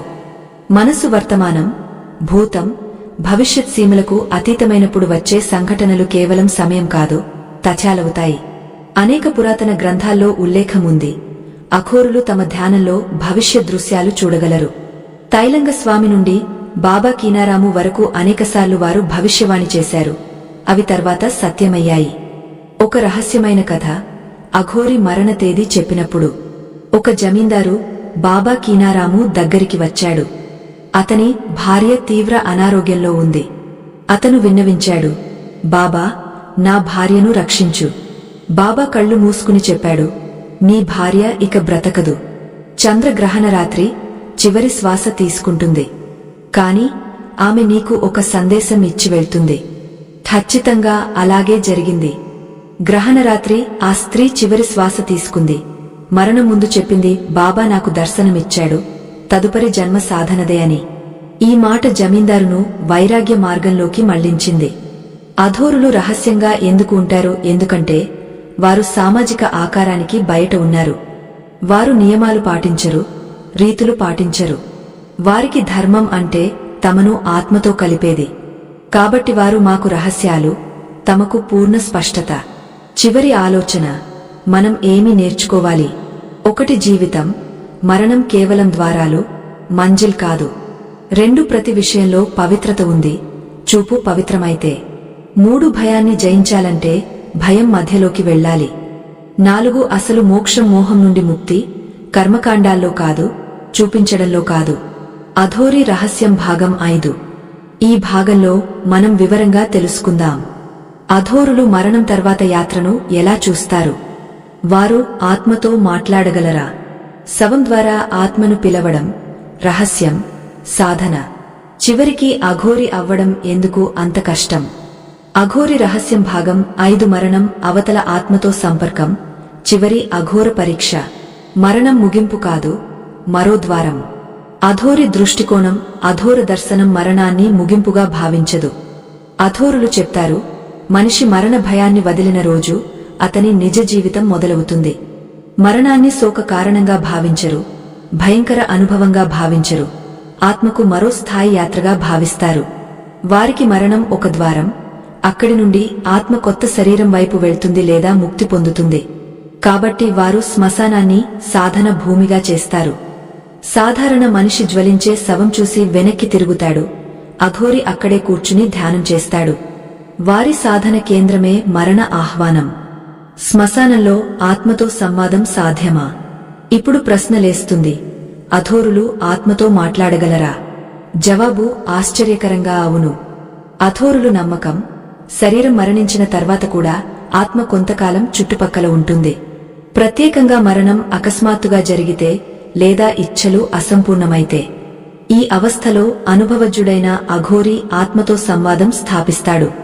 ఈ సంవాదం శబ్దాలతో కాదు, శక్తి, స్పందనల ద్వారా జరుగుతుంది. అఘోరులు భూతశాంతి సాధన లేదా ప్రేత సాక్షాత్కారం లాంటి సాధనలతో ఈ ప్రక్రియ చేస్తారు. ఆత్మతో మాట్లాడడం ఎలా జరుగుతుంది? దశ 1. శ్మశాన రాత్రి, ప్రత్యేకంగా అమావాస్య లేదా గ్రహణ రాత్రి ఎంచుకుంటారు. అఘోరి శవం దగ్గర ఆసనం వేసి ప్రత్యేక యంత్రం చేస్తాడు. దశ 2. ప్రేతమంత్ర జపం, శ్రీ ప్రేతాత్మ వందనం, కాల భైరవ కవచం, ఇతర గుప్త మంత్రాలతో ఆత్మను ఆహ్వానిస్తాడు. దశ 3. శక్తి ప్రవేశం. ఆత్మ సంపర్కం చేసినప్పుడు చుట్టుపక్కల వాతావరణం అకస్మాత్తుగా చల్లబడుతుంది. కొన్నిసార్లు కపాలంలో స్పందన మొదలవుతుంది లేదా దీపం స్వయంగా ఆరిపోతుంది. దశ 4. సంవాదం. అనుభవజ్ఞుడైన అఘోరి ఆ శక్తి ద్వారా ప్రశ్నలు అడుగుతాడు. జవాబులు ధ్వని, స్పందన లేదా చిత్రాల రూపంలో వస్తాయి. ఈ సాధన అతి రిస్క్ ఉన్నది. మనసు చంచలమైతే లేదా సాధన అసంపూర్ణమైతే ఆత్మ ప్రకోపం కూడా జరగవచ్చు. మరణ శవ సాధన ద్వారా ఆత్మను పిలవడం గాధ్య తంత్ర ప్రక్రియ. ఇప్పుడు మాట్లాడదాం ఆ భయంకరంగా భావించే సాధన గురించి. అందులో అఘోరి శవం ద్వారా ఆత్మను పిలుస్తాడు. ఈ సాధన పేరు శవావేశ సాధన. అందులో శవాన్ని యంత్రంగా చేసి దానిపై ప్రత్యేక చక్రాలు, తాంత్రిక రేఖలు చేస్తారు. తర్వాత శవ మస్తకంపై భస్మ, ముఖంలో ప్రత్యేక మంత్రాలతో జలం పోస్తారు. ఆ తర్వాత సాధకుడు తన శక్తితో ఆత్మను కొన్ని క్షణాలు శరీరంలోకి పిలుస్తాడు. ఉద్దేశ్యం ఆత్మను ప్రశ్నించడం. నీకు ఏ అసంపూర్ణ పని ఉందా? నువ్వు ముక్తి కోరుతున్నావా? ఏ సందేశం ఉందా? సాధన ముగింపులో ఆత్మను గౌరవంగా వీడ్కోలు చెప్పి పంపుతారు. ఇలా చేయకపోతే ఆత్మ అటక్కుపోవచ్చు, భయంకర రూపం తీసుకోవచ్చు. ఇది విజ్ఞానానికి అతీతమా? 2022లో ఒక ఫ్రెంచ్ విజ్ఞాన బృందం కాశీలో శ్మశానం దగ్గర 3 రోజులు అఘోరి సాధనపై పరిశోధన చేసింది. వారు thermal camera, infrared, frequency meter పెట్టారు. రాత్రి ఒక అఘోరి ధ్యానస్థుడైనప్పుడు తాపమానం అకస్మాత్తుగా 11 డిగ్రీలు పడిపోయింది. గాలి దిశ తిరిగి మారింది. కెమెరాలో ఒక తిరుగుతున్న శక్తి ఆకారం కనిపించింది. డివైస్ పై కొన్ని సిగ్నల్స్ వచ్చాయి. వాటిని డికోడ్ చేయలేకపోయారు. విజ్ఞానులు ఒప్పుకున్నారు, ఇది సాధారణ మానసిక ఆట కాదు, ఇప్పటికీ విజ్ఞానం చేతికి అందని ఏదో ఆయామం. అఘోరి అవ్వడం ఎందుకు అంత కష్టం? ఈ జీవితం ఏ సనక లేదా ఆసక్తితో జీవించలేదు. అఘోరి అవ్వడానికి కావాలి మోహం, పూర్తి త్యాగం. కుటుంబం లేదు, శరీరం లేదు, సమాజం లేదు, పేరు లేదు. అహం కూడా త్యాగం చేయాలి. 2. మరణం దగ్గర ఉండడం, శ్మశానంలో జీవించడం, మృత శరీరం దగ్గర ధ్యానం, కఫంలో చుట్టబడిన శవం దగ్గర హవనం. ఇది రోజువారీ జీవితం అవుతుంది. 3. తంత్రం, పూర్తి జ్ఞానం, మంత్రం, యంత్రం, తంత్రసిద్ధి. తప్పుకు గుంజాయిష్ లేదు. 4. గురువు కృప. గురువు లేకుండా అఘోర సాధన ఘాతకం. గురువే సరైన మార్గం చూపి ఆత్మరక్షణ చేస్తాడు. 5. స్వయాన్ని మాయం చేయడం. అఘోరి అర్థమే భ్రూణాస్పదమైనది నాలో ఉంది. ఇప్పుడు నేను శివుడిని. ఒక చివరి కథ. ఒక యువకుడు అఘోరి అవ్వాలనుకున్నప్పుడు ఒకసారి 22 ఏళ్ల యువకుడు బాబా కీనారాము స్థలానికి వచ్చాడు. అతను చెప్పాడు, బాబా, నేను అఘోరి అవ్వాలనుకుంటున్నాను. మహంతు ముస్కురిస్తూ చెప్పాడు, నువ్వు 1 సంవత్సరం శ్మశానంలో మాట్లాడకుండా కూర్చోగలవా? యువకుడు చెప్పాడు, అవును. బాబా చెప్పాడు, అయితే ఈ రాత్రి శవం పైన పడుకుని నిద్రపో. కాలవరకు నువ్వు జీవించి ఉంటే మొదటి దశ పాసని అనుకుంటాను. యువకుడు శవం పైన పడుకున్నాడు. గంటలు గడిచాయి. భయం పెరిగింది. రాత్రి శవం చేయి కదిలింది. అతను అరుస్తూ పారిపోయాడు. మరుసటి ఉదయం బాబా చెప్పాడు, అఘోరి అవ్వడం చెప్పడంతో కాదు, దానికి ఆత్మ మరణించాలి. చివరి మాట, మనం భయపడాలా లేదా గౌరవించాలా? అథోరులు ఆ ప్రపంచ ద్వారాలను దాటేసినవారు. సాధారణ మనిషి వాంక్ చేయడానికి కూడా భయపడతాడు. వారు మాకు భయంకరులుగా అనిపించవచ్చు, కాని సత్యమేమిటంటే వారు మానవ ఆత్మ అతి కష్ట పరీక్ష పాస్ చేసినవారు. వారి సాధన, వారి జీవితం మనకు బోధిస్తుంది. జీవితం శ్వాసల ఆట మాత్రమే కాదు. మరణమే ఏకైక సత్యం. మోక్షం అప్పుడు మాత్రమే, భయాన్ని ఎదుర్కొన్నప్పుడు. ఈ కథలు మనల్ని ఆధ్యాత్మిక ప్రపంచంలోకి తీసుకువెళ్తాయి, మన హృదయాల్లో శాంతిని నింపుతాయి. ఇలాంటి కథలు మీకు నచ్చితే మా ఛానల్ను తప్పకుండా సబ్స్క్రైబ్ చేయండి.